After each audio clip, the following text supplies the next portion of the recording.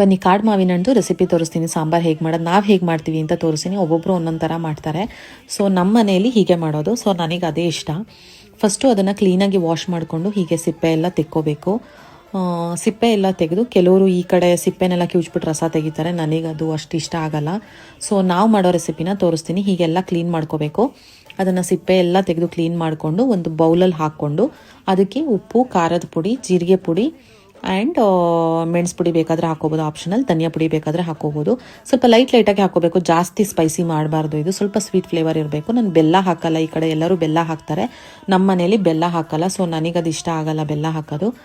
ಒಂದು ಪಾತ್ರೆಗೆ ಎಣ್ಣೆ, ಸಾಸಿವೆ, ಬೆಳ್ಳುಳ್ಳಿ, ಕರಿಬೇವಿನ ಸೊಪ್ಪು, ಒಣಮೆಣ್ಸಿನ್ಕಾಯಿ ಆಪ್ಷನಲ್, ಬೇಕಾದರೆ ಹಾಕ್ಬೋದು. ಫ್ಲೇವರ್ಗೆ ಹಾಕಿದ್ದೀನಿ. ಅದೇನು ಮಿಕ್ಸ್ ಮಾಡ್ಕೊಂಡಿರ್ತೀವಿ ಅದನ್ನು ತುಂಬ ಹೊತ್ತು ಮಿಕ್ಸ್ ಮಾಡಿದ್ರೆ ತುಂಬ ಚೆನ್ನಾಗಿ ಹಿಡ್ಕೊಂಡಿರುತ್ತೆ. ಒಳ್ಳೆ ಅನ್ನ ತಿಳಿಸಾರು ಜೊತೆ, ನಾನು ಹುಳ್ಳಿ ಕಟ್ಟು ಸಾರು ಜೊತೆ ತಿಂತಾಯಿದ್ದೀನಿ. ಸಕ್ಕತ್ತಾಗಿತ್ತು, ಟ್ರೈ ಮಾಡಿ.